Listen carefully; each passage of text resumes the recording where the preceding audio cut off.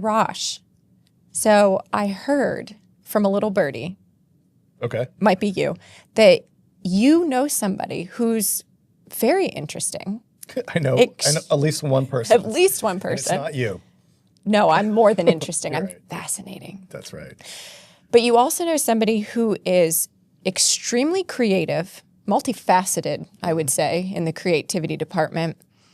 And he was dying to come on the show. Could not stop asking me every time we talked. We're really making a name for ourselves. I think so. I think so. So Adam Schaffer, he's the founder of Five Cannons Advertising Agency in Jacksonville, Florida. Also, in the interest of full disclosure, I would consider him one of my good friends. I don't know that he actually considers me as such. Oh, this will be fun. I've invited him to my wedding. He came, but he did not invite me to his wedding. So I don't know where that actually puts us, Jen. But he's been in Jacksonville, Florida with his agency for the past 15 years, loves downtown Jacksonville, has invested in downtown Jacksonville. We've got a lot of interesting things to talk about. Oh, good. I can't wait to talk to him about some of the things downtown Jacksonville that's going to be associated with Give a Hack this year. So remind me not to forget that. Noted. So I think we should focus this episode on not just understanding Adam's creative mind, because I do want to dig into his process a little bit, but also what he thinks of you and why he didn't invite you to the wedding. Yeah, I think that's a good. Let's start there. Okay. And then we can talk about our daddy issues. Okay. Fantastic.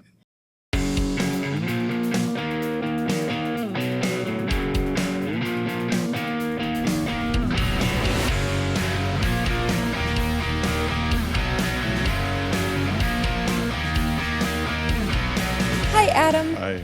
Thank you for having me. With that said, Arash sat at my family's table at my wedding. All right, let's clear that up. He was there with his beautiful wife. I took the seat of honor. Yeah. I think it was supposed to be for his mom, and I sat there. No, he's welcome to join. But thank you for having me. I appreciate it. So we want to dig right in, but I don't want to start with how we typically start. I said this to Arash. We always dive in because we want to understand how did you come to be who you are, and how did you Jen is literally create? bored with our podcast. I'm bored, but it's the basics. Sure. And you were the reason why I think we should step it up. You're creative.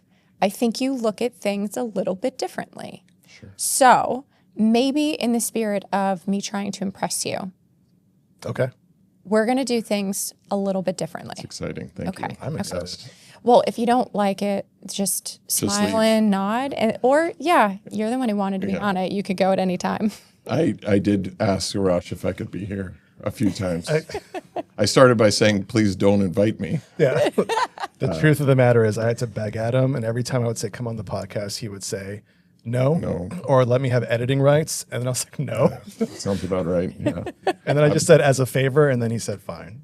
That is 100% true. Yeah, I like being behind the camera, behind the audio, and I'm uncomfortable in the front of it, but I'm here now. So Oh, good. Well, maybe we can let's get into it. Yeah. make you even more uncomfortable. Sure. We'll start with an easy one. Why don't you tell us a little bit about Five Cannons? Yeah. Five Cannons is a creative agency. We are full service creative, and that means we solve problems. We don't have a sales team. We don't have account managers. We don't buy media. We just come up with solutions. And the agency is named Five Cannons. After our process, you briefly talked about process. The beginning of the process is discovery. So that's what we're kind of doing now, where we learn about each other. And then we get into strategy, where we plan based on things that we've learned. Creative, which is drawing and doodling, why I asked for paper.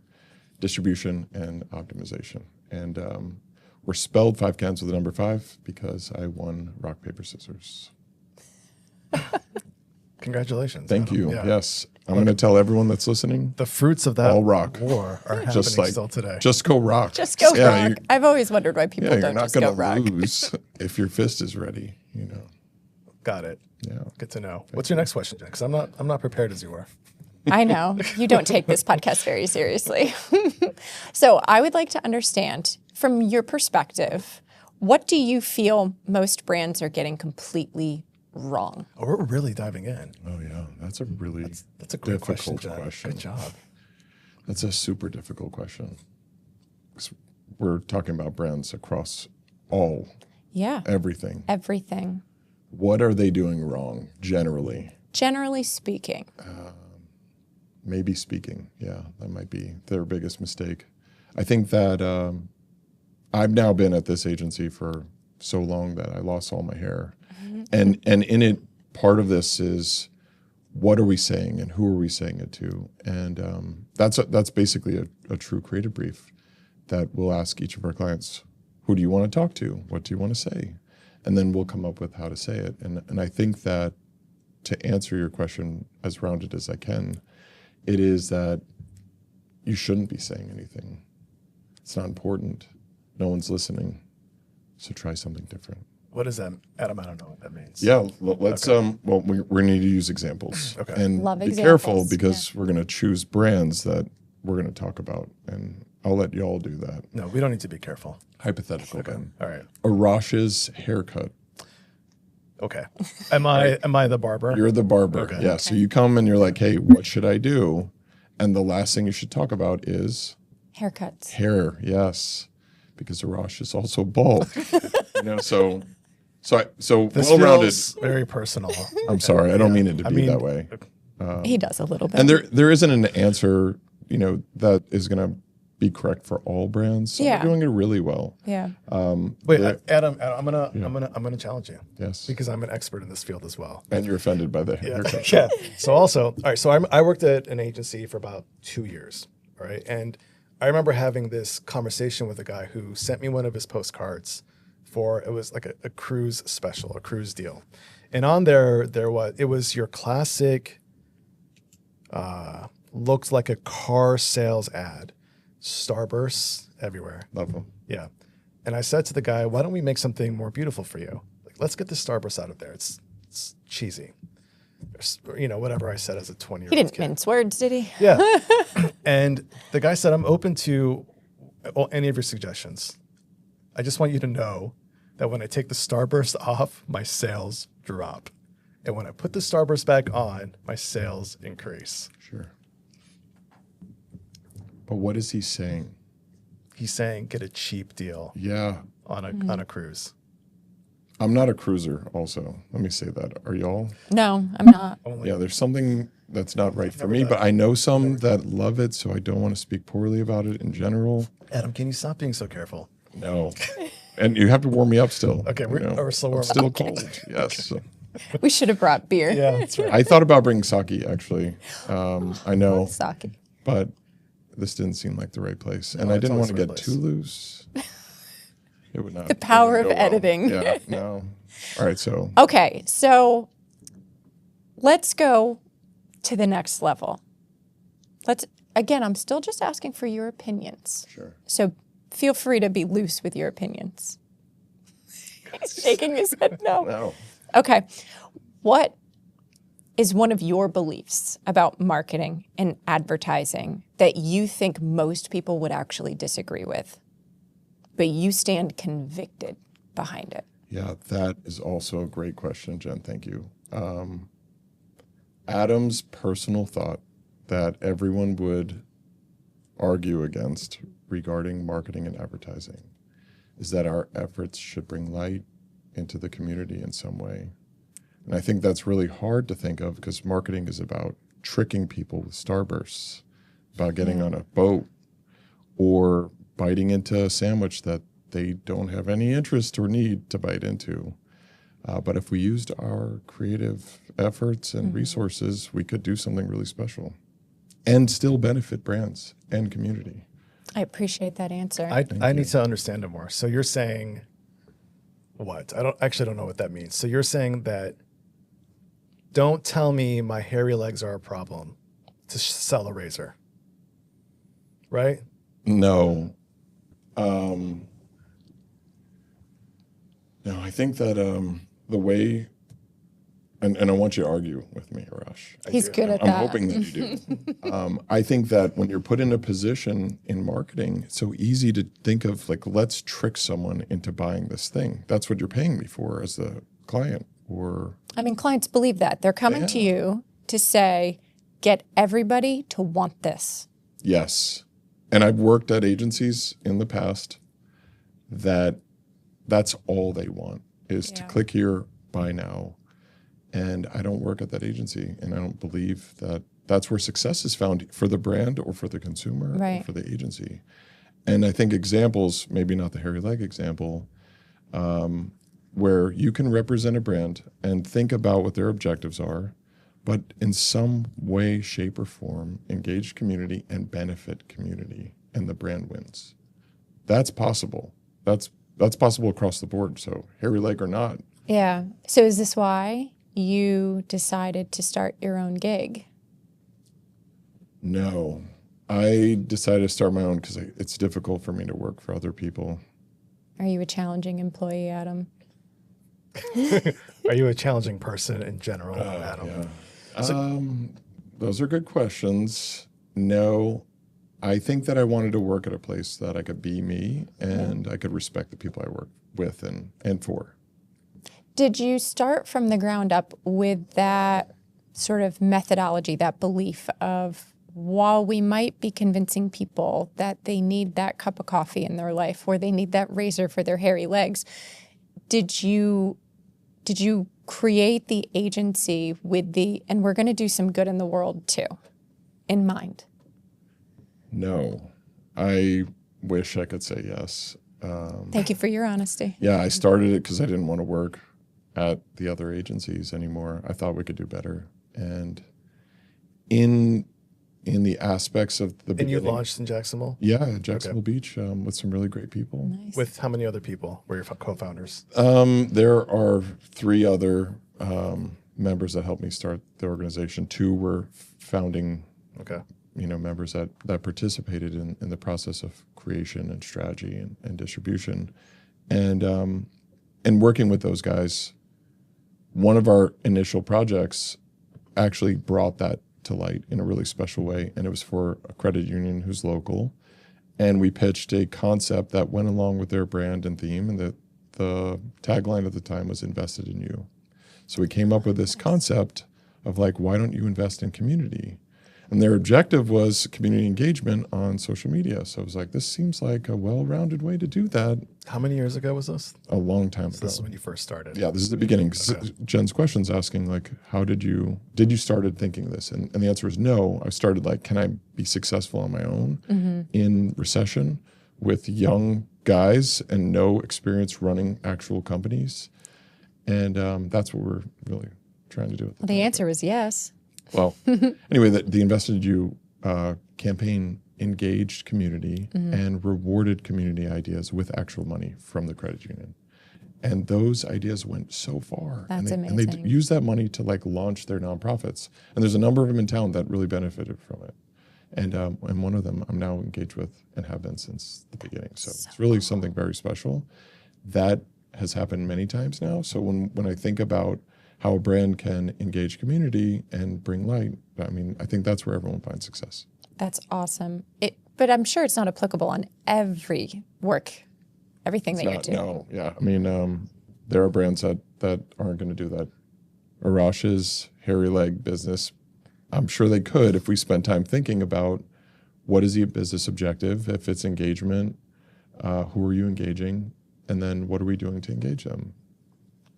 Are you shaving legs or are you proud of hairy legs? I do have to give Arash credit for diverting the conversation from his bald head to his hairy legs. Yeah. He went to the place that had the hair. That's the least hairy part of my body. So cut that. What's the most? Cut that part, Andy. Cut the whole thing. All right. So you started with 4 people, and are they all with you now? Like what? Yeah, that is also a fun story for me. They're not all with me. Is fun in quotes? No. Okay. I'm grateful that they left. No. I'm so grateful just in general. Okay. And one of them actually is working with me now okay. on a number of projects, and I've grown because of them. Without them, I wouldn't have grown. So I'm grateful for those challenges. Adam, I need more. Tell me the details. So you started with 4 people. Well, one's an investor. Okay. Because you can't start anything without money. Okay. Like, welcome to capitalists. Yeah. So, yeah, one was an investor, and the other 2 were just creative, hardworking guys working in advertising. And then We launched a company. We found success with a number of different clients across industries, and one of them decided he would be a better fit at our client. Oh, interesting. Okay. And what about the other one? The other one just had a little baby boy then, and there's a lot of stir up about like what happens with 5 cannons. Does it die? Can it move on without, said founding board member, founding member? And he decided to move to a different position at a former agency, and he found lots of success there. So Adam, two guys that you started with, both of them bailed, as politely as you're saying it, for maybe very good reasons. And you had to choose to stay, keep this thing alive. I think for you to not tell me about like the emotional implications of that. Yeah, it was hard. Yeah. Yeah, how do you make that decision? And why did you make the decision you did? Sure. Okay, we're getting into the real good stuff now. Let's layer something else there for your listeners. All right. I was also going through a divorce to my college sweetheart, and it was a tough time, right? And we just got out of recession also, and I bought a home. I moved to a city that I only lived in for maybe about 2 years, 3 years. So lots going on at the time. And then I had to choose, do I continue down the path? Should I join the Navy and go to war? Should I just not do this anymore? Maybe go to school, take on just tremendous amounts of debt. And I didn't. I just kept going. And but what made you decide to keep going? And I also want to talk, so divorce, did it feel like a betrayal when your founders left? Well, it was definitely hard. Okay. It was really, really painful, just like on emotional, because there's multiple divorces then, right? And I had a love for them and the business. And I thought we were doing something really great together. So it was hard, but without challenge, there's no growth. So I made it through. That was many years ago. Yeah. Like 15. How long after you started did that occur? Just after about a year and a half. Wow. We found success. We had some growing pains, and we got to shake it off. So. How big was the company back then, in that year and a half after you started, when this massive change took place? How many employees did you have? How many clients? Yeah. If you can recall. I unfortunately have a pretty decent memory. We had a good amount of clients, just about a dozen or so. Okay. And of the 2 other partners, so the 3 of us, founding partners, full-time, we had one other employee who was an intern and then was working with us on contract basis. Now, then we also had a number of 1099s. Okay. So roughly there was like 4 or 5 in the band, and then you have, your stagehands. Yeah. At that time. So you had reasonable success. It felt like there really was a path forward. Did you doubt the future before the shakeup happened? Or did everybody really have this uncertainty? Or were those 2 that left the only ones that felt it, and you were kind of, hey, we got this, guys? And they were like, no, I don't really feel that comfortable. Wow, that is a difficult question, Jen. I think we all felt as entrepreneurs that this is always going to be in doubt. Like we're starting our own business, and people are paying us to think and represent their businesses that are either thriving, struggling, or anywhere in between. And for us to be confident, like, hey, what we're doing is great and we're going to be really successful at this, I think it is a detriment to the success of a creative agency. We need to doubt. So I think everyone was in doubt, just in general. We found a lot of success in what we started. A couple of the projects that we launched the agency with found immense success, even at a national level. So you have these young guys at the beach in their own weird loft coming up with ideas that blend brands with culture and try to come up with ways to benefit community. I mean, it was really cool. So riding on that high and then having the divorce is difficult, but inevitable. And if not then, now, later, whenever. So I take it as a blessing because here I am now. The number one podcast. The number one podcast out there. Yeah. Sitting across from people I respect and talking about our history. And during that history, Metro Jacksonville, Yeah. NAXA, lots of other projects have come through that kind of bind this in a bigger package. And how were you post solo Adam going about? You said you don't have salespeople, you don't have account managers. Like, how are you getting clients, Adam?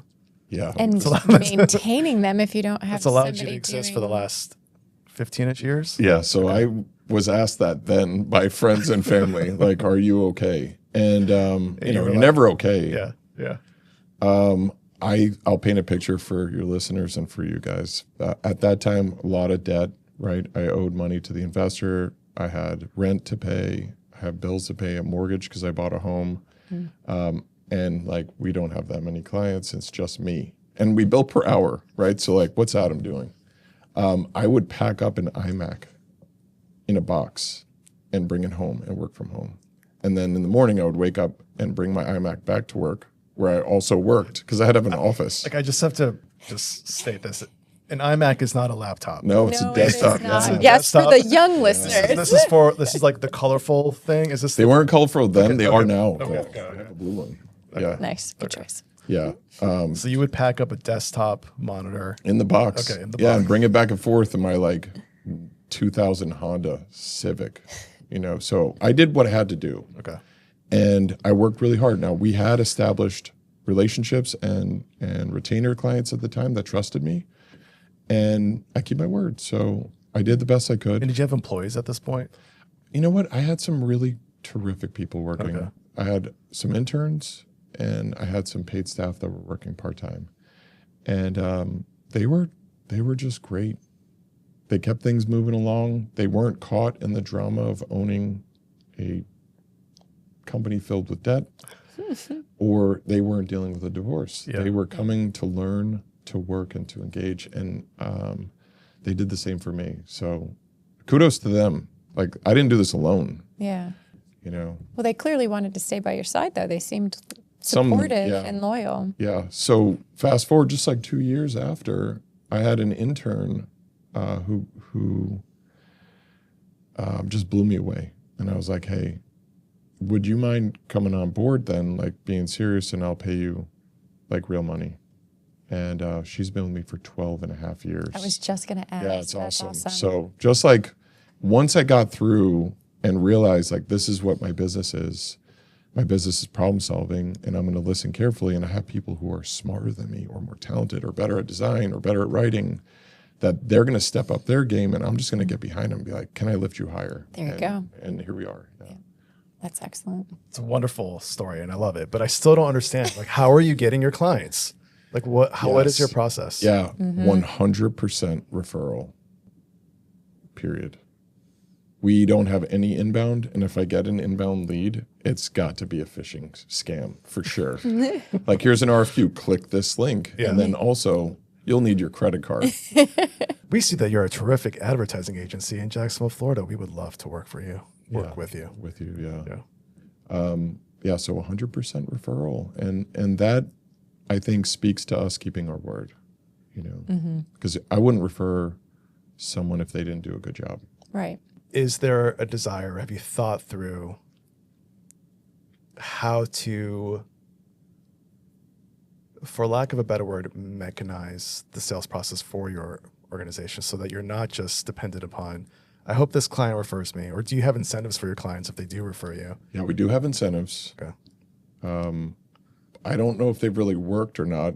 In fact, on every invoice it says, thanks so much. If you refer us, get 10%, referral fee on this next project, up to X amount of dollars. And I can't say that strategy has actually worked.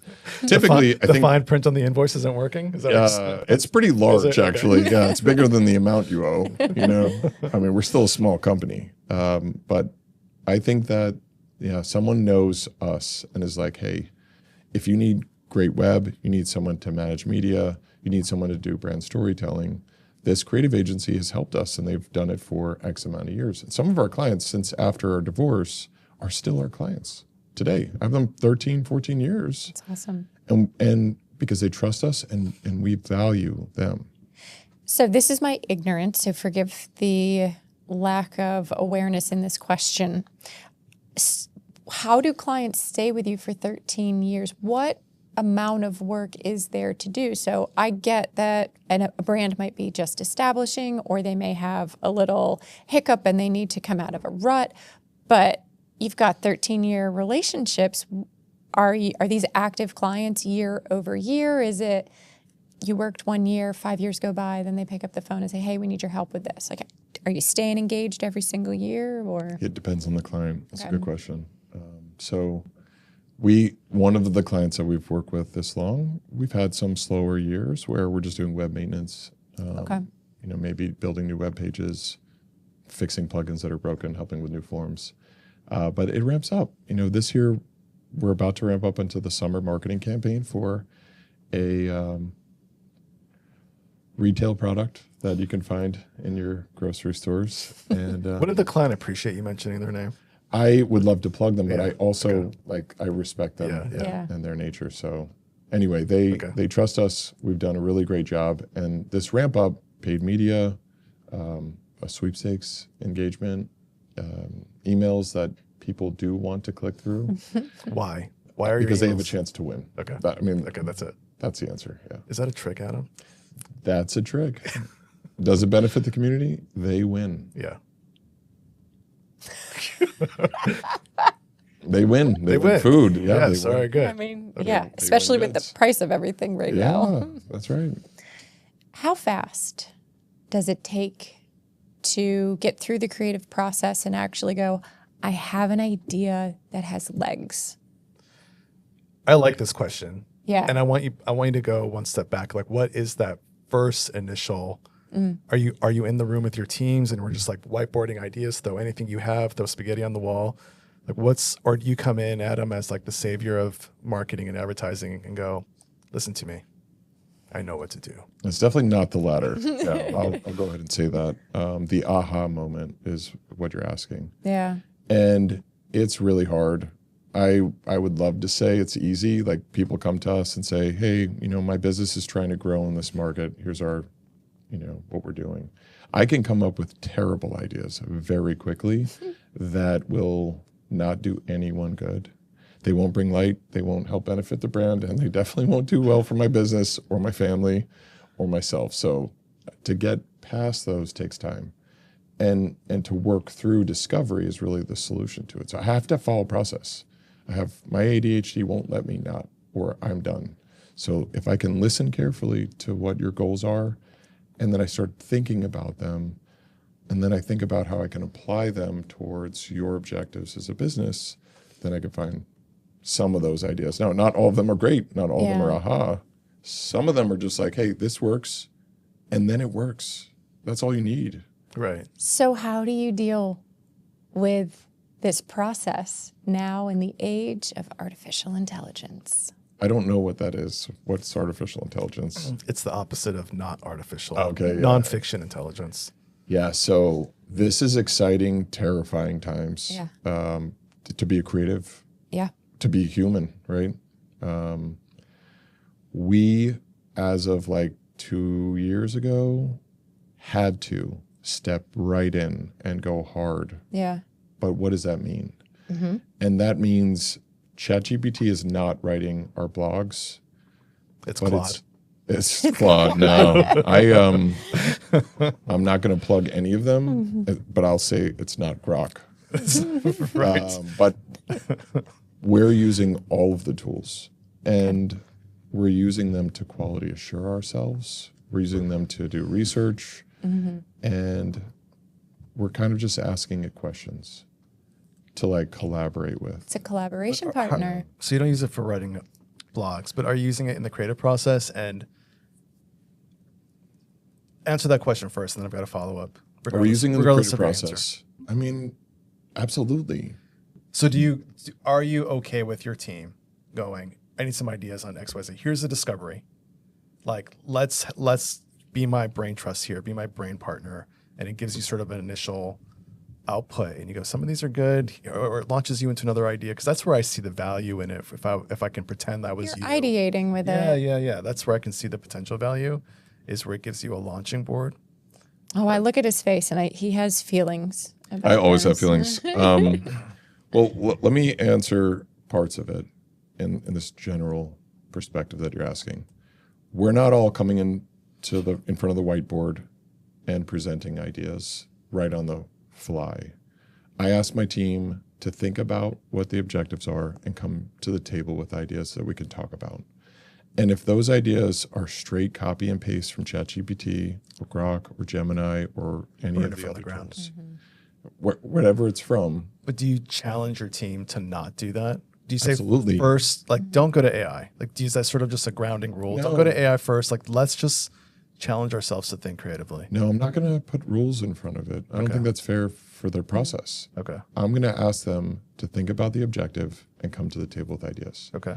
And when they come for us to discuss, I'm listening to them. If they're reiterating robot words, it's clear. That's easy for now. Yeah.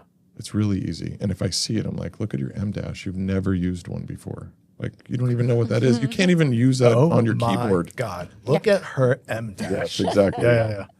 But with that said, I want them to use all tools at their disposal to come up with ideas, and their ideas are strong. They can be made better through discussion, through prompts. So let's push it.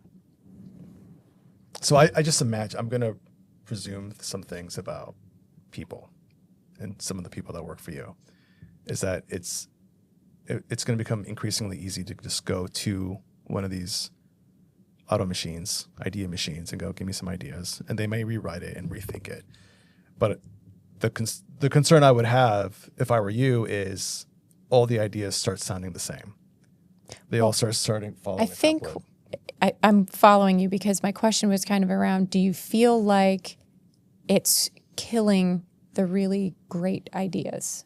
Because the first thought is coming from AI, not what you can produce by naturally thinking through and mind mapping out the problem statement. The suffering, like you're losing the initial suffering. I don't know, there's something in the process, I feel like, that connects things more naturally and organically. I mean, AI learns how to do this stuff. It's supposed to be able to do what we do from that sense. But I think there's the human element, the people element that you're going to lose, I feel like. So is AI killing the best ideas? No, the client is, for sure. Right off the bat. Now, AI is killing. Can we just take a moment agency. and just appreciate that line? Okay, go ahead. Keep going. No problem. I genuinely believe that AI will kill the creative agency the way that it was. And I'm okay with that. You know, things need to burn for them to grow back. Yeah, I totally agree. Goodbye. All right. But what was it and what do you think it will be? Yeah, these are the right questions. Because if we think about what the traditional ad agency, Mad Men, drinking, wearing suits, and coming up with gimmicks and icons. Do you have whiskey in your It's agency? your whiskey that you gave me. That's right. Happy birthday, Adam. Thank you. I don't drink. And I almost wore a suit. So it was a great gift idea. Yeah. It was great because now it's on the side of the shelf. Look at me. Look, I have alcohol. I'm human. No, I see that old world of print and long body copy and thinking of these ideas that people could get behind and be excited about. That died, right? In the advent of web, now it's like, I don't need to go to your store. I'm just going to shop online and I'm going to read reviews. And then reviews are made by bots. So it's like, I don't trust this 43,000 review on this restaurant that opened in an area that doesn't have that many people. And it's dead all the time. So like, why am I going to trust that? I don't trust any of it. Now what do we do, right? That's the question. Yeah. On the edge of my seat. Yeah, we're not going to visit websites. We're not? No. Are you sure? Do y'all visit websites? Rarely. I just go to one and you know which one. That's 5cannons.com. That's it. Thank you. Yes. I read That's every... not true. You told me about these subby wubbies. Yeah. It's true. Yeah. Adam knows we're referring to We're talking about subreddit. Yes. Which I finally referred Do you to want as to talk subby to wubbies. us about the recent decision you made? I can share with Jen and your listeners that I have recently canceled my premium subscription and deleted the app from Reddit. Can you believe he had a premium subscription? For many, many years. Well, we bought ads and media on there. And I know I said in the beginning we don't buy media, but We did buy some media. Oh, I thought you do buy media, but you just don't charge a premium for it. In fact, it is our client's budget to manage the media. So we don't take media fees Right. because it's not our card buying. And I understand the whole business model. For your listeners that don't, the simplest way is it's your money buying your media instead of an agency saying, hey, give me $10,000 and I'm going to get you clicks. And then the result is like, look at these 1,000 clicks I paid money for. You know. I have 2 questions for you, Adam. One is, what's your Reddit handle? No. Okay. And then the second question is, speaking of how do you measure success, Well, hang on. Okay. He didn't give us the future yet. Oh, You I just don't have the skipped future, the Jen. good part. Oh, I could ask Chat what it thinks. let me ask right now. And we actually call Chat Chad. Just so we were trying to He's a basic humanize bro. it. It's a basic bro. I think Chad is pretty basic. Depends on the voice you give it. You can change that problems. voice. You don't have an idea of what the future. I mean, you have to project it for yourself. You do. I have You a do. vision. Yes. But my vision can't be an old bald dude working at a creative agency. And I'm not saying anything against old bald people. I don't think that I'm bald and that he is not, which is what's brilliant here. Oh, so funny. No, I have always thought that I would age out, Yeah. genuinely. And when I was younger working at agencies, I could see other individuals that I just didn't feel like fit. Go ahead. You can age out of advertising. Yeah, I think you should. Of everything. Yes, thank you. Yeah, there's going to be age limits Okay. associated to this, as there should be for Congress. I mean, what if you are a really feisty 80-year-old grandma who has a lot Jen's on a ego market? is picking up. Yeah, then consult, right? Consult, please. I would hope that you don't need a full-time job at that point, and you Yeah. can sit back, relax, and play your mahjong. If you live that long, Are you playing that?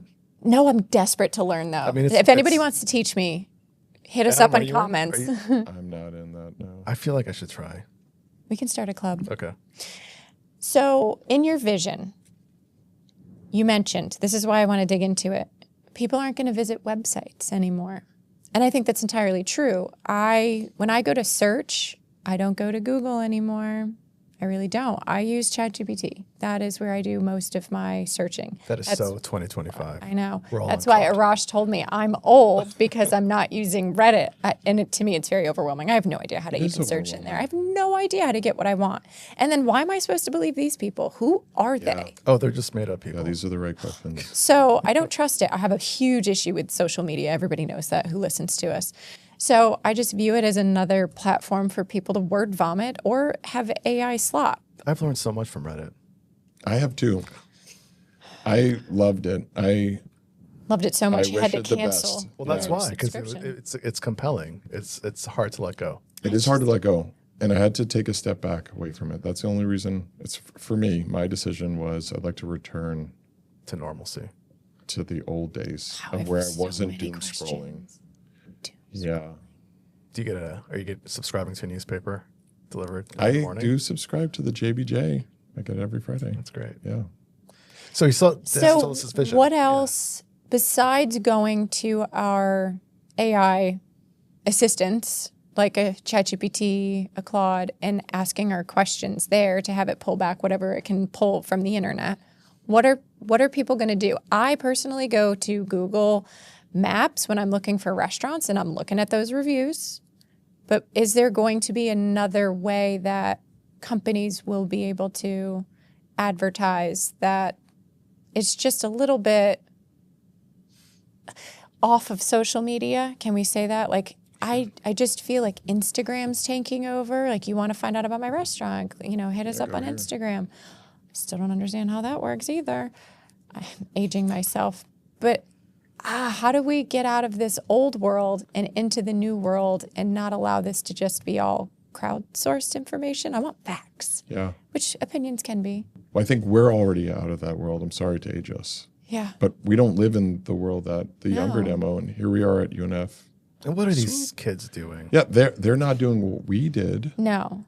and they're doing what's right for them, Yeah. but in their own way, and they're So trying how- to find their own journey. And how are you targeting them? We don't target children. Well, but those that are in let's the say university young of- adults. Let's yeah. say 20-year-olds. How is your approach to them different today versus 20 years ago targeting a 20-year-old? Yeah, these are the right questions. And to how AI is Adam's changing. so complimentary to our questions, especially yours. Your questions are great. And then for me, Yours it's just like, kind of it's- lead it's us off okay. track. Yeah, it's okay. Arash, could you please just shut up? Your questions are offensive. Well, we don't target specifically any university students right now for brands. I think, Jen, you're asking your question about how is AI changing if websites are dying? Like, what's the Yeah. new way of engaging users? Yes. And I want to use a hypothetical example that's actually real now. I'm using AI to help me find a new home. I was going to Zillow Yeah. and Redfin, and I feel like that's where home buyers go, right? Yeah. These two massive companies. I go to realtor.com. Sure. Well, we can name any other one that you want to plug right now. But in general, that's where you go. And instead, I'm now using AI to go to all of them, to look at all of the data on each property. And what do you know? Zillow says it has 3.5 baths, but Redfin says 4. This one says the schools are good. This one says the schools aren't. All of them are combining all this information for me to assess the property. And then I also asked AI to judge it for me and give it a ranking system up to 100. And it also calculates price into that. That's So interesting. all of this machine work is being done for me to find a property Should that be isn't easier good to enough. find a house. Yeah. Yeah. So that's, I wonder then, actually, Good job, by the way. That's an excellent. Thank use. you. And if anyone in real estate wants to take that idea, go ahead.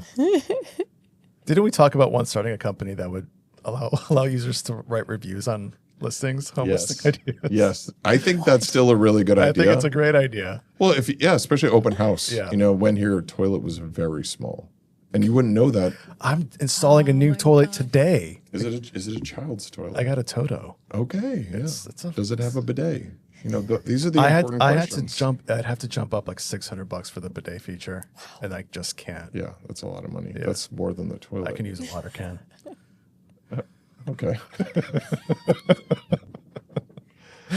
But so then I'm curious, and this may just be if ChatGPT or Claude or whoever is accessing all these other real estate sites as an example, then these other companies, like and this is true for everybody now, like their business model now is just, we give you data. Yeah. We give you data. So that's really what something around the future has to be like a headless system where you just go and you get the data that you want and you're able to see it how you want.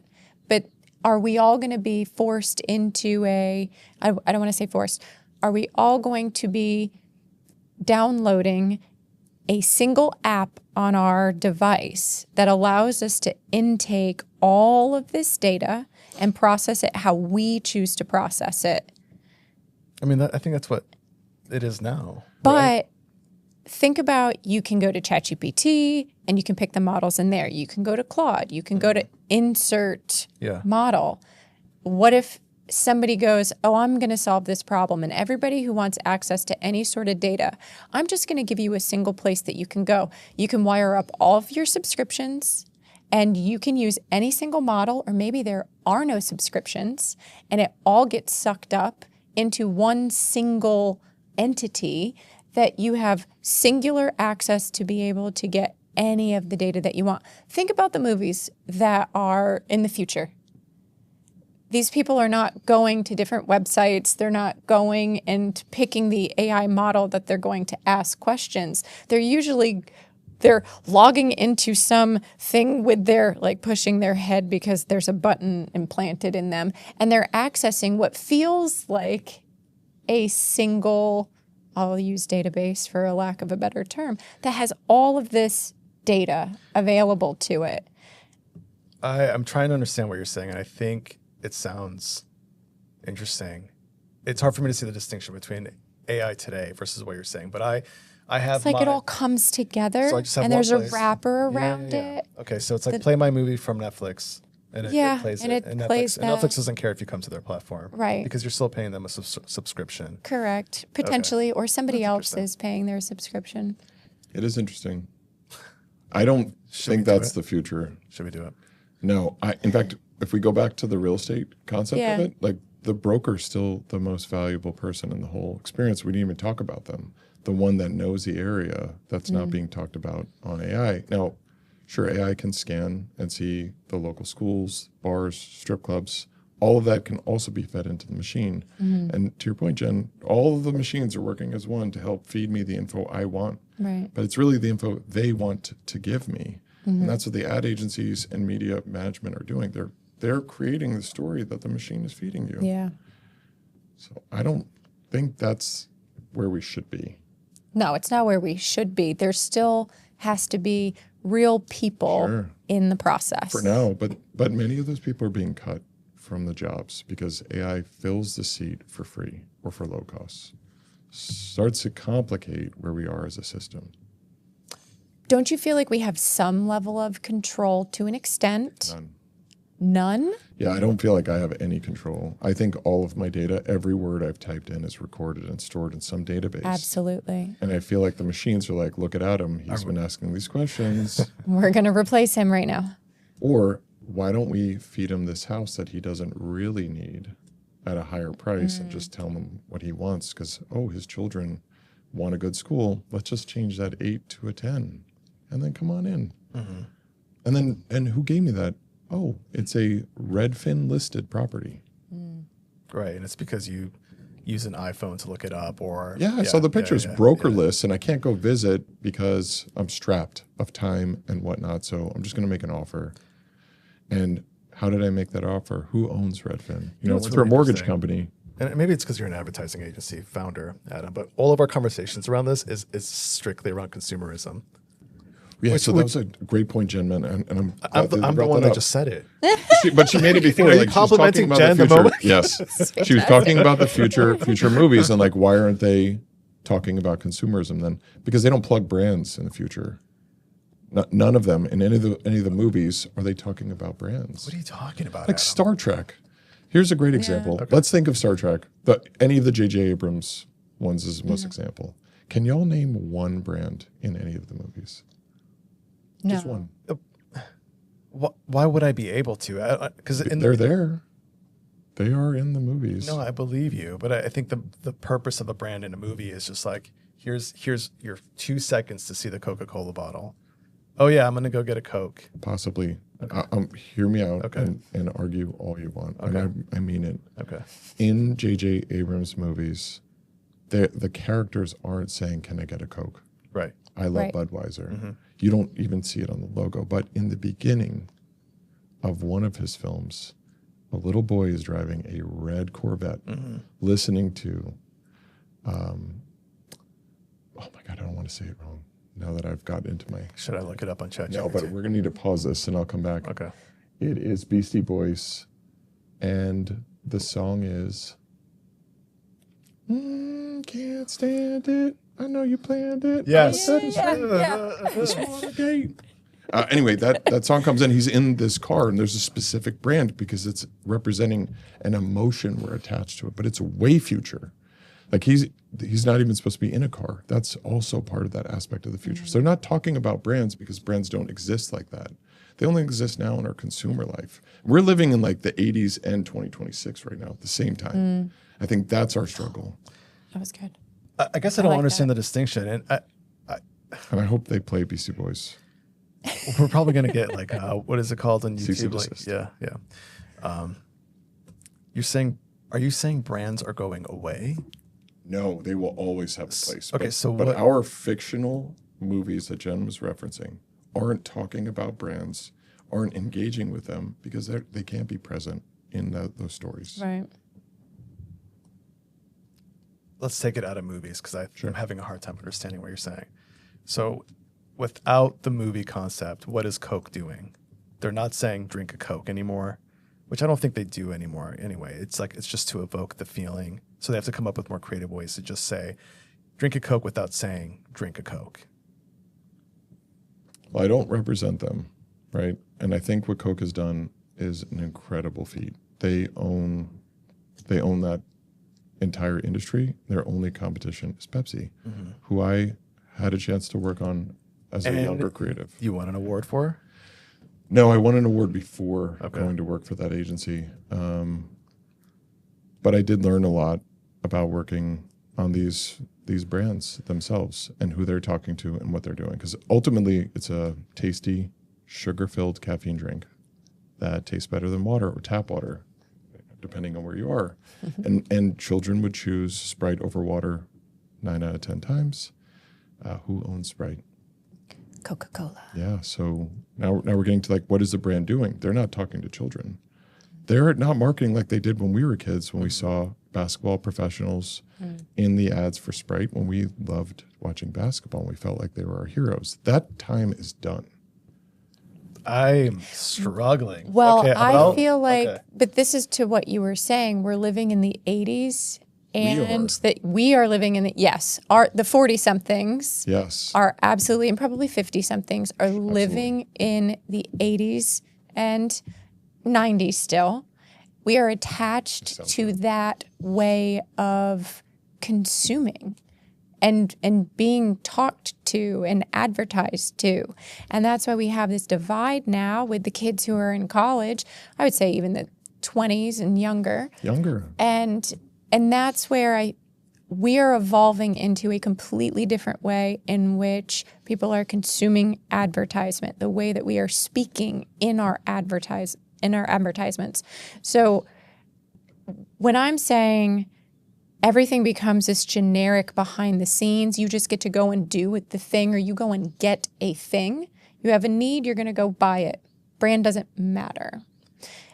You're going to use a model. You just want to use whatever the best one is performing that week, that month, that day. You're going to go do that. I think that's where we're heading. That has nothing to do with advertisement per se, but I think there's a way in which agencies are going to need to accommodate if they're betting that that's the direction of the future. If everything becomes little less in-your-face branding, the way that we're used to consuming in the 80s and in the 90s, and then you take the way that advertising's happening today with the younger generations by their peers posting on social media. They're hearing it directly from other people, not necessarily from the brands directly. So I would almost say the reviews are what is driving the consumer buying the products. I think for a lot of brand goods. For a lot of brands like that.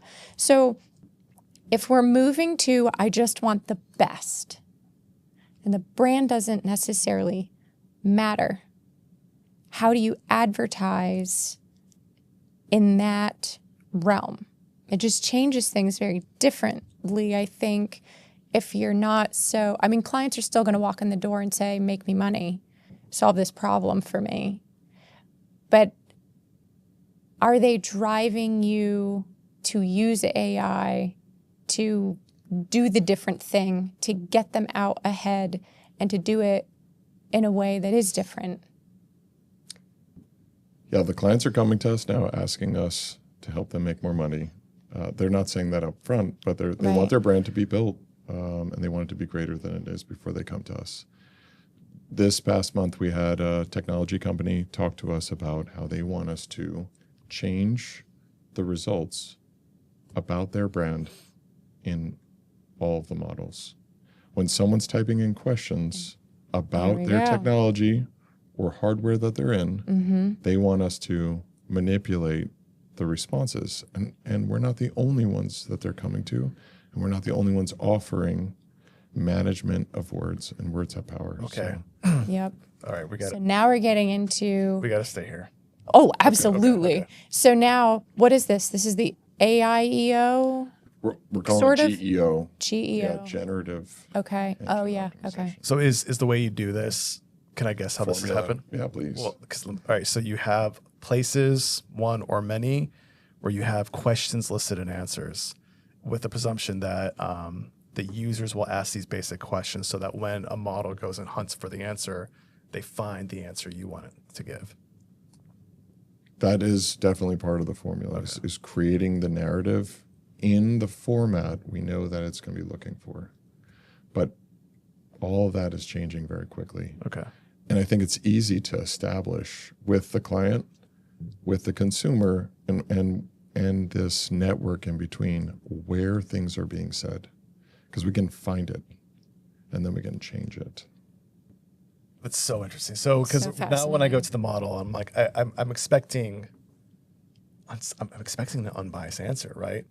To say, hey, tell me about. I think a lot of people are. They're making the assumption that it is unbiased. But you have your brand owners that know this, and they're like, here's somehow you were waiting this for the model to go, this is of greater value. But Arash, do you realize this is how we really can be the number one podcast? Can you help us, Adam? We need lots of help.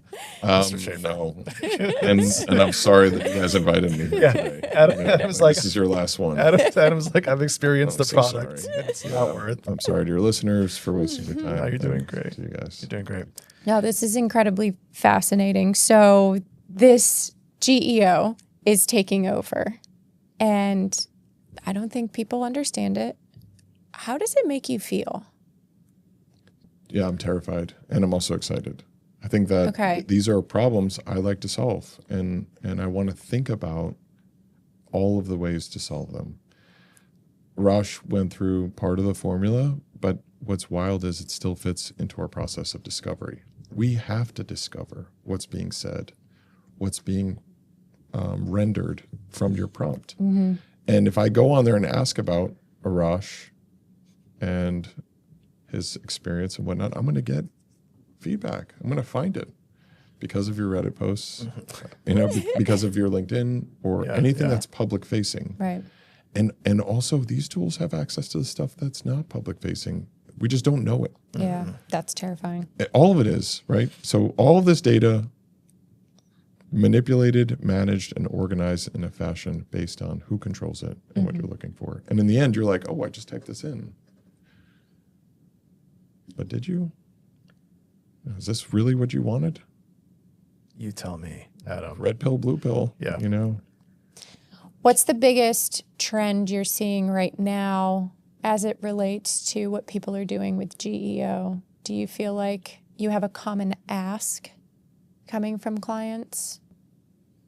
Yeah, it's probably like early social media efforts where clients are like, hey, we see that our competitors are getting into this market, or we've heard from people that influence our decisions for operations. This seems something really important. So what does your company do, and how can I benefit from that? And then my team's usually like, what? What? I'm sorry. What do you want us to do? And then the answer is, well, I want to grow my brand online, or I want people to talk about my brand, my product. And genuinely, my product is better because of these things. And when I type it in, we're not coming up.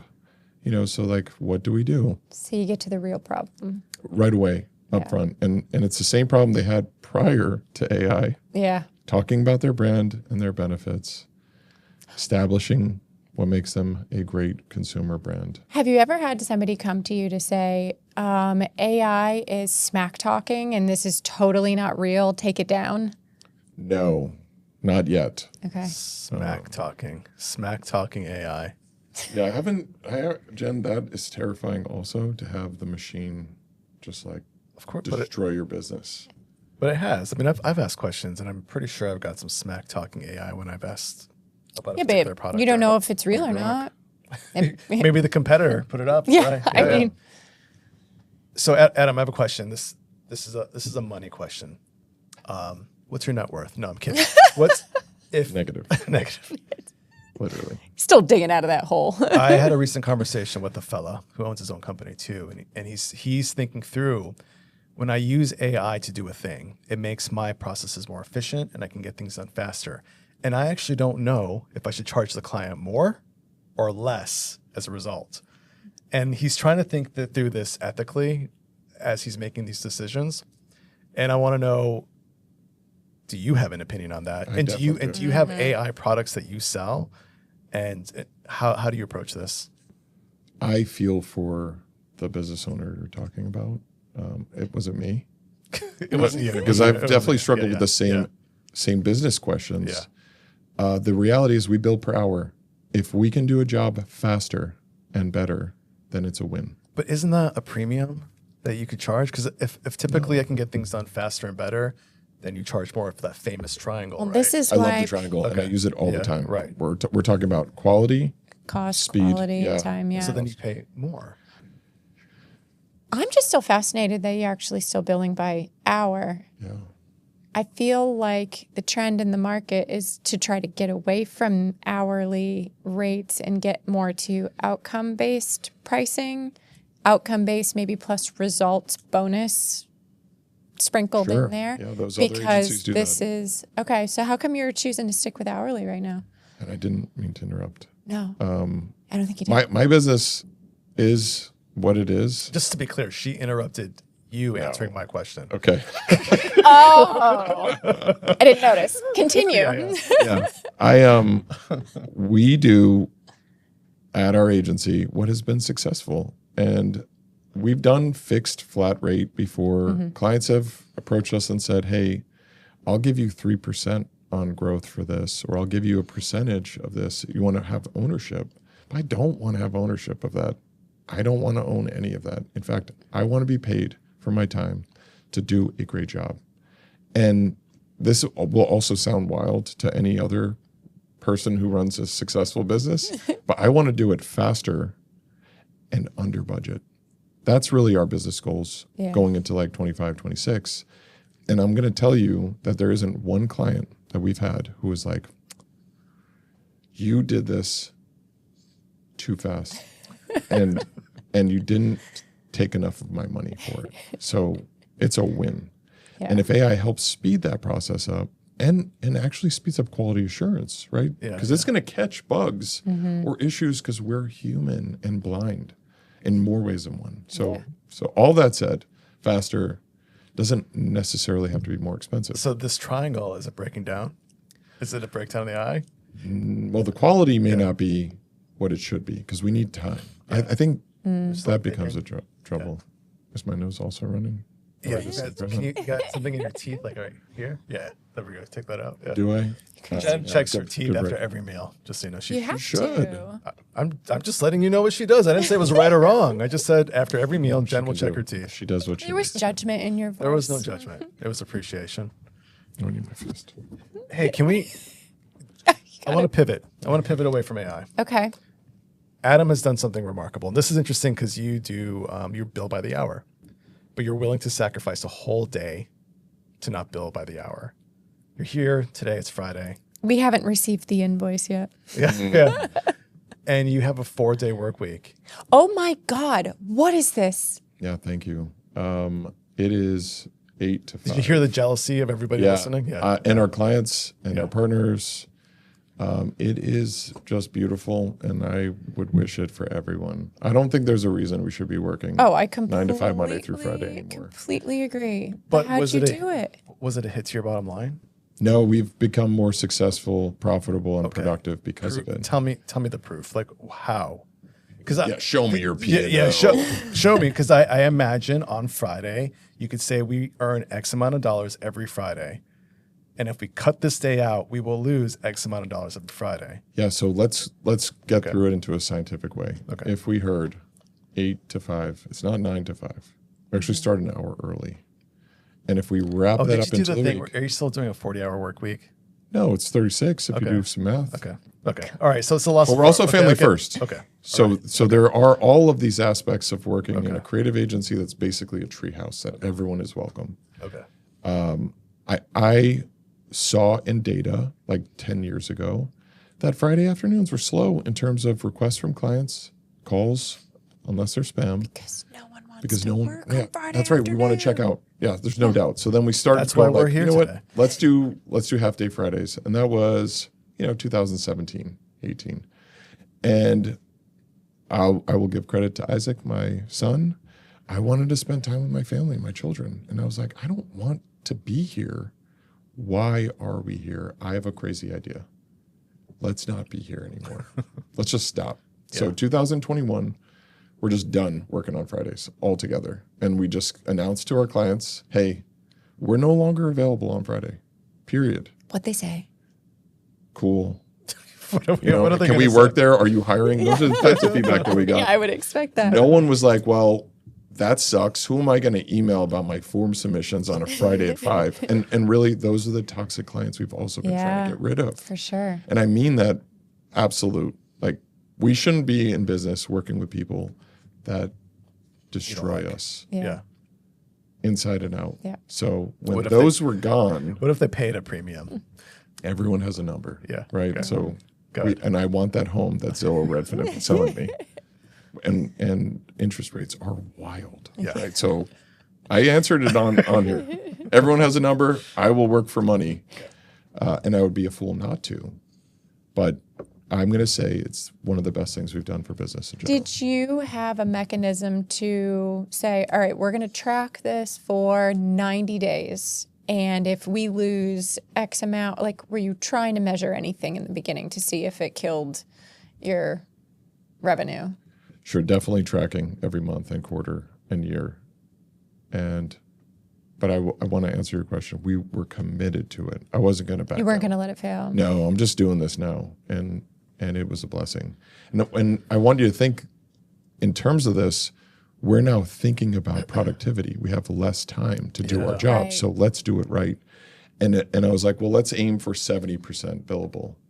That's our productivity level. Okay. If we can get there because of lunch, Yeah. breakfast, family, PTO, office closures, holidays, I slept in, I had this issue, I got a dentist appointment, all of the things. Factor all that in. Let's get to 70%. We can make this work. And my team's like, yes. Because they're committed. Yeah. They're all committed. Everyone that works for me now with me was here when we did that too. So we're all the same. Excellent. And their mindset also has been, I don't want to work on Fridays. I want to be with my family. I got a picture today from our lead digital strategist of her son in her car, just saying, thank you. I think this is also the right time for you to say hi. Oh, to my family? Yes. To Isaac and Finley and Hudson. Let me put my sunglasses on. You have 3 kids? I have 3 old are children. they? Yeah, they're 3, 6, and 8. And they're my joy. So on Fridays, I go to my daughter's service. I get to pick up my boys from school. I get to be with them. Yeah. Instead of behind a computer with my C back curved over, fixing someone's web form.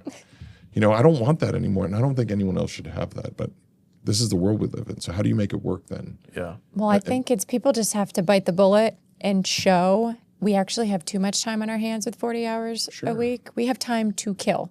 Well, we're going to die anyway, right? Well, there's that too. At 60, 70, with high healthcare costs. I remember walking through a cemetery and looking at the tombstones. I think it's the one in Springfield. And so like lots of old tombstones, right? And this is where I had my dumb epiphany, which was, all the lovely things that they wrote on the tombstones. None of them said, he didn't write that email. Or he did write that email. What would the compliment be? So yeah, we are gonna. Work is something you usually leave behind. You're not supposed to think Arash, about what it. is it going to say on your... I know. I wanted to know if he thought about that during this I process. haven't thought about that. Really? Jen, do We you did know think what about you're our No, I last. won't have a tombstone. That's easy. Oh yeah, that's Yeah. true too. I'm You're gonna scatter in the wind. I'm going against our religion. I know. Adam has to leave now. No, I don't have to leave. No, I'm kidding. my wife has determined what will be on mine, and this could be in or out of your podcast. No, it's gonna be in. Totally in. It says, "Does this guy want to race?" And that's all it says on there with my birth date and my. As a death date. quote from you or as a quote from your wife? I don't know, but it'll say that, and I think That's great. I think it'll yeah. get some people running as soon as they see. It's just kind of what she told me she's going to put on my gravestone. So How did she just have this idea? well, this is off topic of AI. There is no topic. technology. We're There is, meandering a bit. It's okay. yeah, I love cars and I love driving fast in them. It doesn't matter what the car is or who I'm driving against. Yeah, that's right, man. I love this Ashish is experience. losing it right now. I love the whole experience of vehicles. Ashish, what's the race you listen to? Or Formula One? Are you a Formula One guy? No, I don't. Okay, I'm you don't sorry, I watch. don't watch TV anymore. You just like to race. And I'm the example of someone not going to websites. I don't watch TV.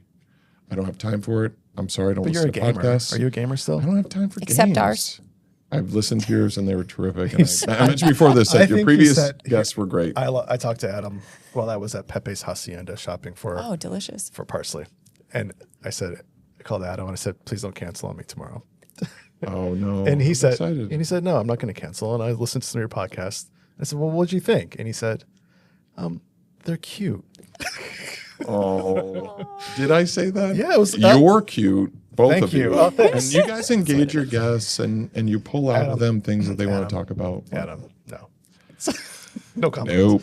Can I pivot again? Yeah. Or do you have something? No, go ahead. I was figuring out where we were. I want to talk about your nonprofit engagement because you mentioned one of the clients that was nonprofit that you're still engaged with them, that you started with them, you're still engaged with them. You're on like 100 different boards. Oh, and which is the one that you love the most? I'm on a few different boards. Okay. And for your listeners, I'm on a board with Arash also. The Common Good, it still exists. I'm a very active Yes. board I say member. you're on a board. Yeah. The Common Good gives to other nonprofits through profit from the agency. Okay. But Oh, this what is have we good done time. lately? Not enough. Definitely not enough. Yeah, I'm kidding. I'm not, though, and I very much value and appreciate it, and I appreciate your time. The nonprofits that I'm a part of right now and really engaged with, start with the American Red Cross. They are a massive organization that most of your listeners will know. You all know. They have lots of services to the armed forces, to international war, to disaster relief, and also for like home fires and people affected by fires in general. And you all know in Florida there are hundreds of fires burning right now. Yeah. And what the American Red Cross does that we don't talk about here in Jacksonville because it's not affecting us right now or your homes. People in Putnam County need a place to go. They had to be evacuated. Their homes are in danger of burning. What do? Come on over here to the shelter that is free for you, free food, safe place to be. That's just like a little bit of the magic that they do. So super proud to be a part of that and inspired. And I'll also say there's lots of volunteer opportunities if y'all are interested or your listeners are interested. One that I really enjoy is installing smoke detectors in people's homes. And I feel like someone coming to my door, someone's coming to my door, knocking on it, like, hey, what are you trying to sell me, dude? Are you trying to scope my house? What's in that fire smoke detector? Is it listening to me? Yeah. Oh, that's a world we live in with fear. Yeah, right? of course. No. Literally would be my first thought. Yeah, You're just bugging my Terrible. house. Yeah, so isn't that terrible? It's so But sad. they are in high risk, like multi-family units where if their home burns, all the homes burn. Right. And then people die. And they die from smoke inhalation, not even fire. So Yeah. so yes, jokes aside, they'll How let do you in. people find out about this? Do you go to the Red Cross website Yeah, to find all redcross.org. the volunteer opportunities? Yeah, it's really cool. It's really easy. It could be anywhere across the entire country or world. Red Cross is in almost every country. All right, tell us about Project Cold Case. Project Yeah, Cold Case. please. Yeah. They provide the most powerful service to families who've lost someone to homicide. And they were just rewarded or awarded today at the Victims' Rights Week here in Jacksonville. Ryan Backman, founder, director, just like super powerful, strong man, overcame his own loss. And in doing so, he's inspired and helped thousands of families. And right now they actively engage somewhere north of like 2,500 families across the country, providing free services and advocacy for them and their loved one that they lost. And it's really beautiful. What are the services they're providing? Yeah. So they're going to provide mental health therapy and sessions with any of the family members that need or want. They also are going to help guide and talk about the judicial system and how the process may work. The families that they're helping have already been determined as homicide, and it's been 1 year, so it becomes a cold case. That's a process. 1 year that the 1 year from the date. Yeah, the murderer hasn't been found. That they don't. that's know who right. did They it. don't know. Yeah. They don't have. Right. Or they haven't charged, and therefore it becomes cold. And that's terrible to hear as a family member because you just want justice. You had someone stolen You from want you, and you don't know why. answers, Yeah. yeah. So, like, who's going to help me? Why can't AI solve this for me? Yeah. Weren't you watching me with all your flock cameras everywhere? Didn't you see all this? Can't you look back in time now, machine? Yeah. If those answers aren't there, these are human people that are there. They sit right next to these families and work through their pain. Do they and loss. advocate on their behalf to like the police or whoever they would need to help make a cold case a warm case? Or is that a hard, Oh, yeah. So that's detectives' jobs. Yeah. You know, their job is not to solve. I'm sure they'd want to, and if they could, they would. But it's to advocate for the family and for the victim. So in addition to that, they create material about the person that lost their life. They're going to tell their story. They're going to show their face, and they're going to communicate it with the community, hoping that someone's going to come forth and be like, "I was there. I saw something, or I knew, or I heard something, or it was me." You know, just like come forward and help these families find closure. What got you interested? How did you hear about Project Cold Case? And like, does the agency have anything to do, like, or is this just a you and Adam thing independently involved? No, Adam is the agency, and That's the not agency true. is Adam. No. The agency is just a name like wrapped around my team. And when we first started talking, and I don't know if this will be cut in that order or not. I hope it's not actually.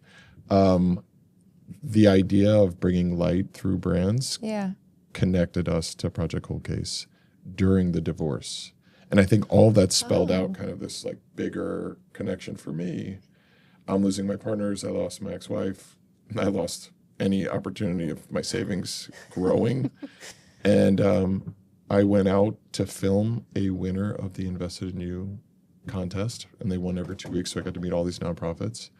And I went out and filmed Ryan at Camp Maddie. And I was like just thrown, genuinely. And I said to myself, like, Adam, whatever you're dealing with doesn't even come close to what these kids have dealt with. They lost someone. You lost what? You know, they lost their mom. I lost nothing. They're still here. Yeah. In fact, I work with them still. And it was so beautiful and compelling and inspiring. So at the end of that session, I was like, hey, I'm kind of going through a rough time right now, but I got like $200 total. I will give it to you right now. And I did. And he used it for a banner at an event that they had. And the banner had the faces of those that have been lost, right? So that was so impactful for me. Wow. And he came to me later and was like, hey, I'm going to start this organization. And I know you were kind of behind this. Do you want to be a part of it? And I was like, yes. Absolutely. Please. You know, and it was mostly law enforcement. There's an attorney, there's advocates on the board. And they're really incredible people, just like engaged in this whole world. And then you got this bald creative who's like, I could build your website, you know? So the agency does help, right? So we built their site. We just soft launched a database if you want to visit it, or your listeners want to visit it, projectcoldcase.org. You can search for a name or state or an age, and you can see the victims that they are representing. It's just super beautiful. And I'm really grateful to be a part of it. Thank you for letting me plug them. Thanks for your work on this project. Yeah, no, Yeah, it's awesome. that's incredible. So fulfilling in every way. And imagine that all agencies and creative groups and businesses thought about community in that way. Like, wouldn't this be a different world? Well, Adam, You guys are so kind. this is actually a really great segue into, I have an invitation for you. No pressure, because you can't No, say I like no. this. Can't say no. No, I think you'll genuinely be excited. So last year, I wanted to be part of Jack's Tech Fest, but I wanted to do something a little bit different. One, I'm my own person. Yes, I wanted to obviously get the brand for the company that I work for out there, but really I wanted no brands. I wanted no companies. I wanted community. I really wanted to stand up a community hackathon. So for us nerds in the technology world, it's where you come together usually within a couple of days of, Monster energy drinks, a ton of Red Bull, and a bag of Cool Ranch Doritos, or 7 bags. You create something that solves a problem, but you're hacking it together. It's not totally real. Sure. It may not be real at all. Could just be a high fidelity composition. So I wanted to say, forget who you work for. It doesn't matter. We have problems in our community that we can solve if we actually just work together. So put work aside, come join me on a Friday afternoon, work your whole weekend, tell your family you'll see them later, and then you'll present to a board of judges that was a collection of people from our community, and the winner will get $1,000. Second place will get $750. Third, $500. But you'll get that pat on the back because you're proving that if we work together, we can actually solve problems. So we had about 50 people turn out, and they all formed these giant teams. We ended up having 5 teams. They all had like 10 people. And they solved some pretty big problems. And the consistency around the problem was you have people who are in need, and then you have people who want to give. And there's a ton of friction to figure out how to bridge that divide. So how do we make that an easier solve? How do we get the resources out there? How do we get people to know about these resources? How do people don't know to donate their time? You have to hit up most individual nonprofit websites to understand who's got a volunteer event. Yes, ChatGPT and Gemini make that all a little bit easier now, but still, like, how do we bring our resources into that single pool for people to know, oh, if I need help with anything, just go here. It's like everybody knows if your house is on fire or somebody's breaking into it, you call 911. Sure. Right? Yeah. So we had a great experience. Give a Hack is back. We are launching again this year, August 21st. You can take this note, August 21st through August 24th. And Adam, I think your mindset, the way that you think being an entrepreneur is very important, but knowing that you want to have an impact on the community. And I think you also believe that if we work together on one thing, we're going to end up pushing the ball a little bit further up the hill. So I'd love to have you join us.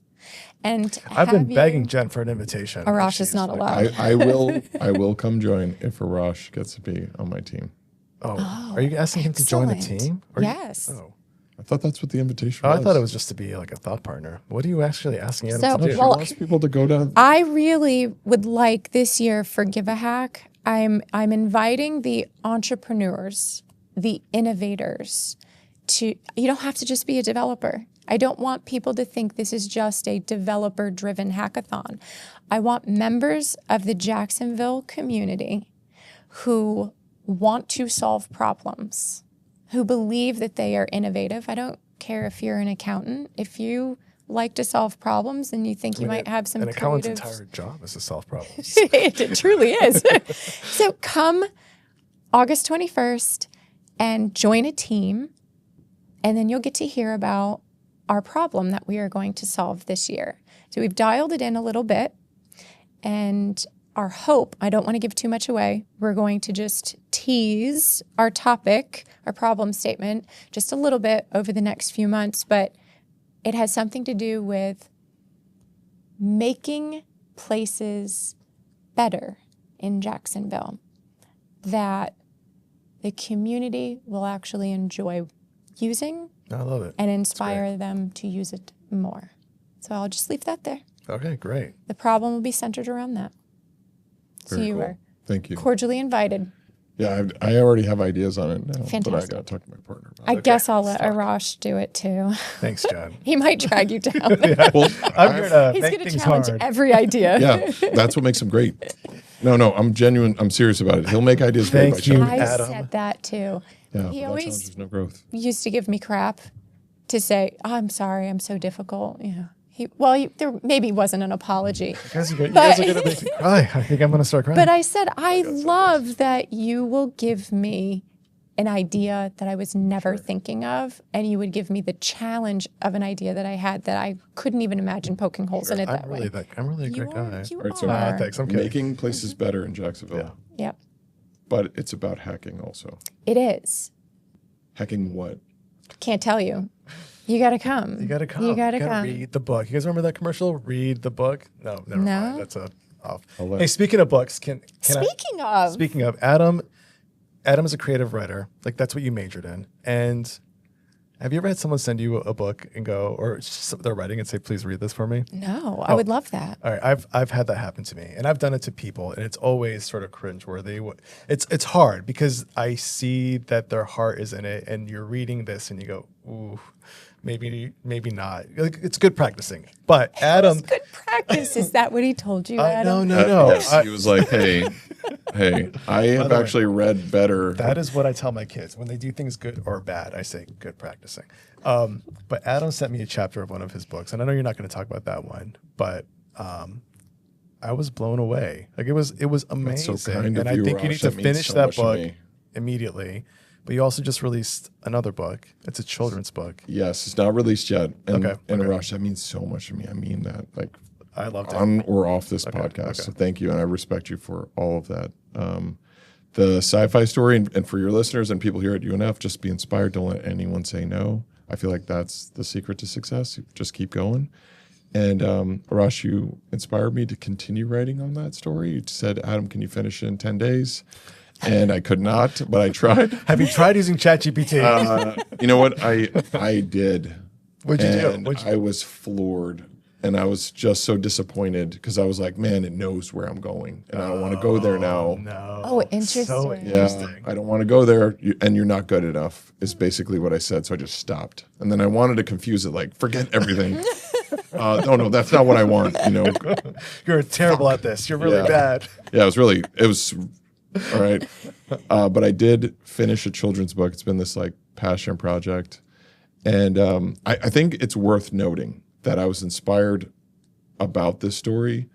I learned something. I always heard the story about Abraham and Isaac. My son's name is Isaac because we didn't think we were going to have a son or child at all. We had a lot of loss, et cetera. It doesn't matter.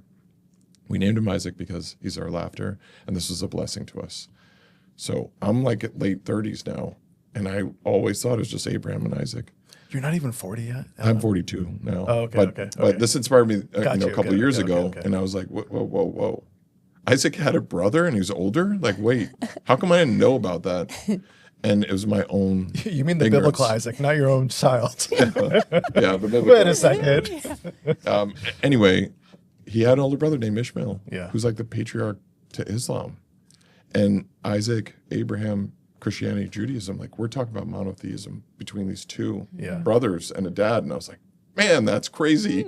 Why didn't I know? Yeah. And then I see about what's happening in Gaza, in Iran, in Israel, around the world, just as like things I can't control. Right. Feel completely helpless about. And it is just like so painful in every way. So I came up with this idea like, hey, I'm going to write a children's story about two brothers from different mothers. And that's what it's called, Brothers from Different Mothers. And it's conflict free. It's just brothers who love each other. And that's literally the whole story. And yeah, I wrote it. I felt really good about it. I cry when I read it because I'm just a big softie. And my children are like, what's wrong with you? But they liked it. And I was like, I'm reading my own story. So good. Anyway, I really wanted to find someone to paint it with watercolors because it's a story about brothers in the desert.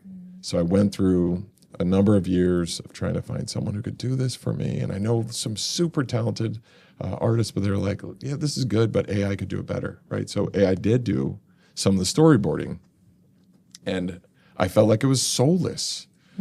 So I just kept fighting against allowing that to be where I landed. And I found someone in Bucharest, Romania, who was like, yeah, I definitely want to work on this. And he hand drew each page and then painted each one.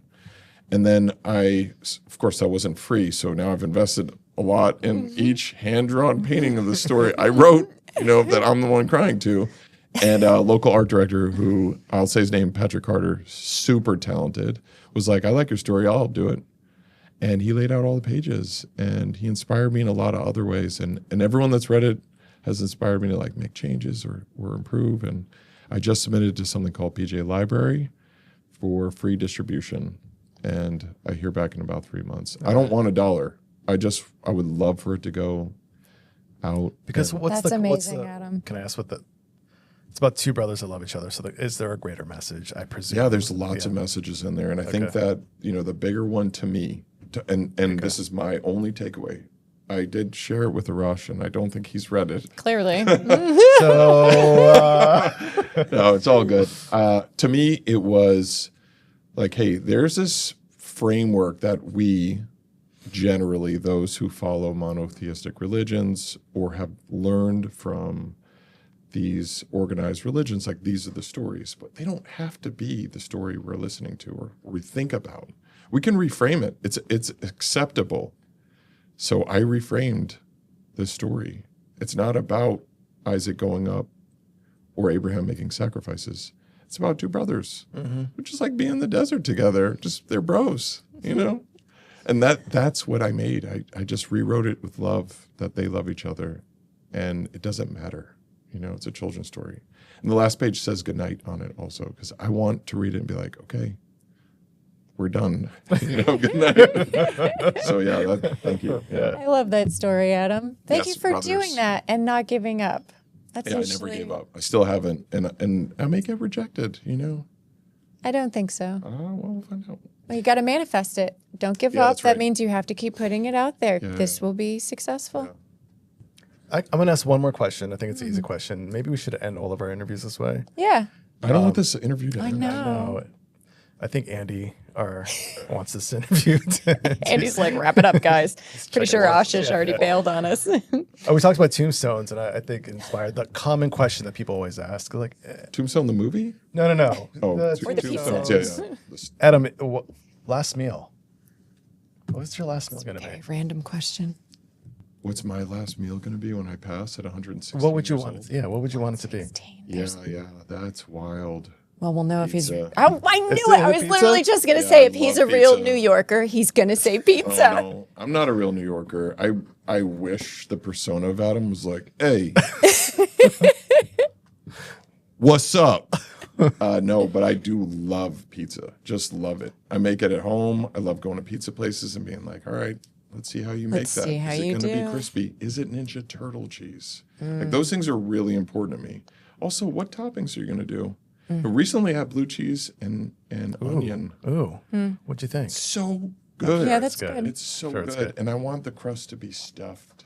What? I'm going to go there. No, Adam. You haven't done because I'm- stuffed crust at home? No, I have. Oh, yeah. okay. I was going Adam. to say you're missing. I'm not Both of you? afraid of going this way. No, Oh, listen. God, no. Pizzas can Insulting. evolve. No. It doesn't have to be No. margarita. I don't want just basil and mozzarella on it. Who said that? But I mean, a stuffed crust. Make your way to the end and you're like, wait a second.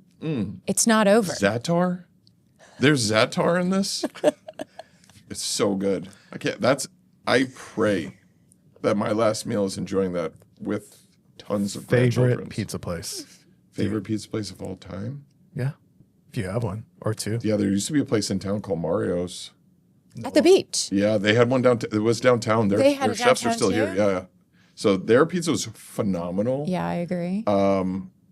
Yeah. I Now? could go on. Are we supposed to end? Because No, I keep also going. All right, go.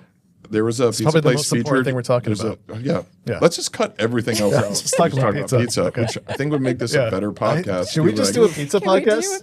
I'm okay I with think that. he warmed up now because he's talking about things he likes. Yeah. And I'm saying, like, We did this thing AI the is whole rock. advertising. What do you think a brand would do? No, I heard from a friend of mine who makes pizzas that I should go to this place in Kyoto. I recently had a bucket list trip come out of nowhere, and I went to Japan. I went to this pizza place that was featured on Netflix. Can you suggest some place we can go to easily? But keep going. Don't say it. Mario's downtown. I thought you said it went out of business. The guys that made the pizza are still there. It's great. Okay, It's right okay, across from the courthouse. Their pizza's good. Okay. Tip well. Okay. I will. Yes, sir. Make sure you pay for parking. I'm dead serious. Okay. Because it's Japan. right there at the Pizza courthouse. place in They're Japan. get you. Pizza place. Yeah, so I went and it was such a cool experience to be in this really small place with a giant pizza oven like right next to me. And they made all of these courses in the pizza oven. And the pizza was like the finale of your meal. But while you're waiting for it, he's like cooking. Hold on, wait. So what's the intro to your meal? The pizza's the dessert? That's the last part? No, it's a climax of the courses, if you will. What was the intro? I think he just had like I would hope it was something dough small. with cheese. Okay. You know, kind of like break All you right. in. But there was local vegetables that he grew on his farm. There was some meat items that he also had brought in from a butcher. I mean, it was great. Yeah, okay. That experience, and then the pizza, which the one I had had venison on it. I've never had venison pizza. It was wild and it was fun and it was like having an experience in this like. Would you say it's the best pizza or No? Okay. No offense to that guy either. And he gave me a suggestion on something to get for my wife, and I'm super grateful for that. So by chance you're watching this, like arigato gozaimasu. But what I'm saying in terms of the best pizza place I've ever been to my whole life, Mario's. Oh, really? Yeah, it was just really good pizza. That's all I wanted. They did the 2 slices and a drink deal, you know. Okay. Mario's. There Yeah, it is. I'm sorry for the other ones if I forgot about you. I don't want this to end. What else? Well, I'll ask Jen, what's your favorite pizza place? Well, Local I or not? have no, not local. I hunt for pizza like a wild animal in Jacksonville. And anytime a new pizza place opens, I'm like scouring reviews. And if people are writing about the crust, if you can hold the slice up and it Yeah. actually stays, Okay. I'll Extra go. Crispy, yeah. I will go. Like Pie 95, Carmine's. So I had one really great experience at Carmine's, but that was like 2014. And then I had one not so Go great back. experience. I've had that. We've been going back. Okay. They're back. But the sauce as well. Some people add way too much oregano, and you just have to have the right amount. Some people need to add a little bit of sugar to the sauce. That is the secret. You add just a little bit of sugar, not too much sugar, and then a little lemon to brighten it. But it just should be really basic, and the flavor should all work together. And I think the sauce is where a lot of people fail. And yes, I'm a New Yorker, so of course I'm going to say the water matters. It's the water. It's like H&H Bagels. Don't they ship their water in?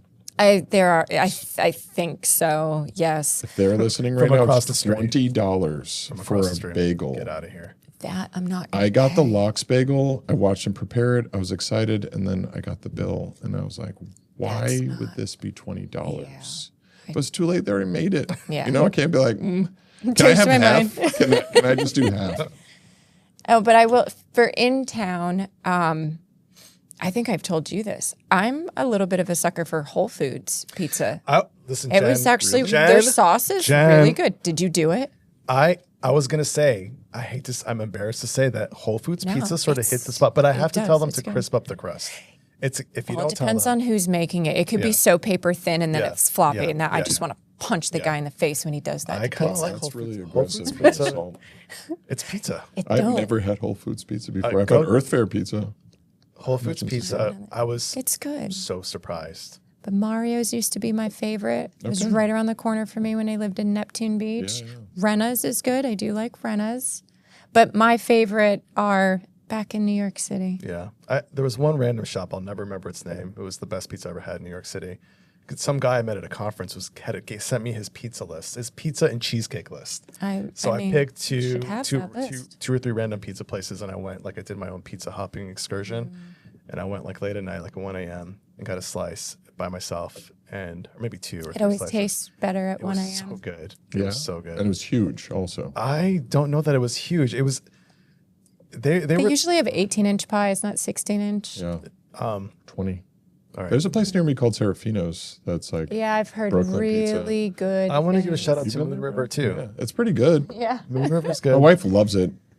We pronounce it Mon River because their logo has the half moon. So it's not like full right. moon. You're right. Anyway, their pizza is actually very good, especially the veggie. They're also great people. Like, They are great. It's like old school. yeah, they're just like good people. I Like, go "Hey, in there bro." and they're like, I'm like, what's going on? They treat me like I've family? Yeah. That's so special. That's beyond Yeah, it. you yeah. know? So hey, can we get you, like, what do you need? Like, it's just Love like, it. I'm not used to that service anymore where it's just people are happy to see you Yeah, in they're their really good. restaurant. Yeah, service is definitely that's a Mon declined. River for sure. Mon River. Yeah. Okay.